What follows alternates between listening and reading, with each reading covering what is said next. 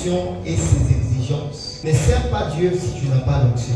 C'est important que de ne pas servir Dieu si tu n'as pas l'onction. L'onction c'est quoi? L'onction c'est la capacité surnaturelle que Dieu donne à l'homme pour accomplir sa mission sur la terre. C'est cette capacité qui ne vient pas de toi, mais qui vient de Dieu. Je ne parle pas des talents, je ne parle pas de dons spirituels, mais je parle de l'onction. Parce que les dons spirituels élèvent l'homme, mais l'onction élève Jésus. Et la Bible dit que le Saint-Esprit témoignera de Jésus. Il va glorifier le nom de Jésus. Mais les dons spirituels, c'est pour l'élévation d'un nom de Dieu. Quand Dieu te donne un don, sache que c'est pour ton élévation. Dieu, sous l'alliance de Jésus, veut nous glorifier. Parce que la Bible dit, ceux-là qu'il a prédestinés, il les a appelés. Comment? Ceux qu'il a appelés, il les a justifiés. Ceux qu'il a justifiés, il les a... Si tu es quelqu'un qui craint Dieu, quelqu'un qui a l'onction sur sa vie, je t'assure, tu seras un acteur de changement. Je dis que tu seras un agent de shift. Tu seras quelqu'un qui produit les résultats partout où tu es. L'onction pour vivre pour Dieu, c'est le premier type d'onction. Et cette onction, on le reçoit quand on reçoit Jésus-Christ comme Seigneur et Sauveur. Jean 1,12. Mais à tous ceux qui l'ont reçu, ceux qui croient à son nom, elle a donné le pouvoir de devenir frère. Un enfant de Dieu, c'est un pouvoir. Or, un pouvoir, c'est une capacité surnaturelle. Donc, c'est une onction. Le fait que tu as cru en Jésus, il y a une onction qui est venue en toi. Et c'est la dimension de l'esprit en toi. Voilà pourquoi tout celui qui appartient à Jésus doit avoir l'esprit de Jésus en lui. Et c'est cette dimension de l'esprit qui te donne la première dimension de l'onction. La deuxième dimension de l'onction, vous savez, avec la première onction ici, on ne peut pas délivrer ceux qui sont possédés. On ne peut pas chasser les démons. On ne peut pas parler en langue. On ne peut pas. Donc c'est la première dimension qui te permet de vivre dans la crainte de Dieu et de rester au pied de Dieu.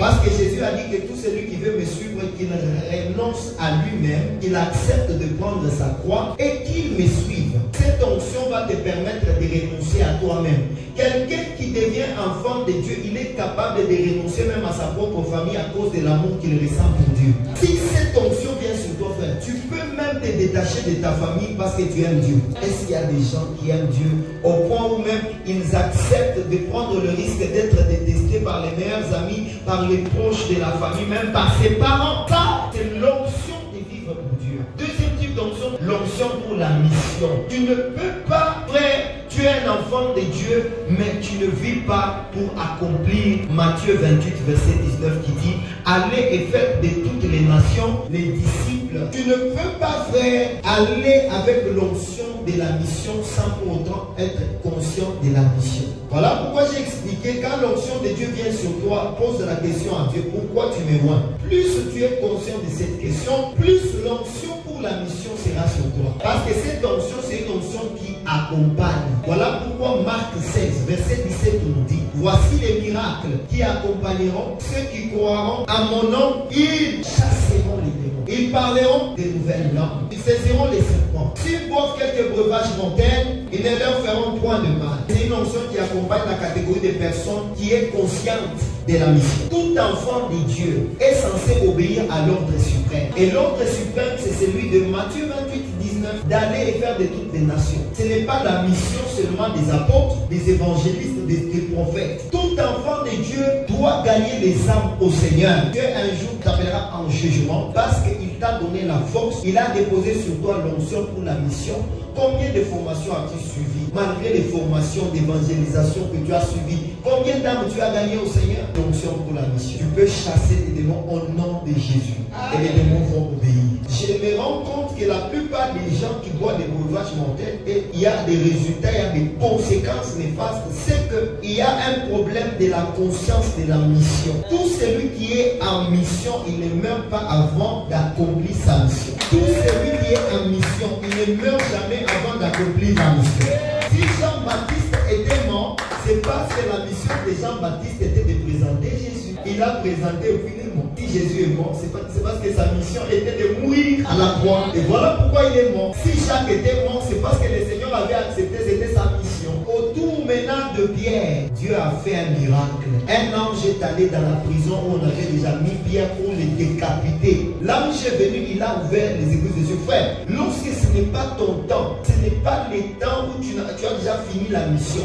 Même si on envoie les sorciers les plus sorciers de ta famille, les sorciers les plus sorciers de l'Afrique, il ne te verra pas du mal de ta fait. Mais lorsque la mission est encore valide sur toi, tu ne mourras pas. La Bible est en train de dire, même quand je marche dans la vallée de l'ombre de la mort, je ne craindrai aucun mal. Arrête d'avoir peur de la mort si tu es en mission. Tous ceux qui vivent pour leur mission, vous ne mourrez pas. Tu ne mourras pas. J'aimerais prophétiser sur la vie de quelqu'un. Tu ne mourras pas avant ton temps. Et j'aimerais encore insister. Tu ne mourras pas par l'esprit des morts. On meurt par l'esprit des morts et on meurt par le jour de notre mort. Deux manières de mourir. Vous lisez Ecclésiaste qui dit, l'homme n'est pas le maître de son souffle pour le pouvoir les retenir. Normalement, quand vous lisez encore, vous descendez, on est en train d'expliquer que l'homme ne contrôle même pas les jours de sa mort. Parce qu'en réalité, quand tu es un enfant de Dieu, tu ne meurs pas par un esprit de mort qu'on t'a envoyé. Mais tu meurs parce que c'est le jour de ta mort. Il a compris la différence là.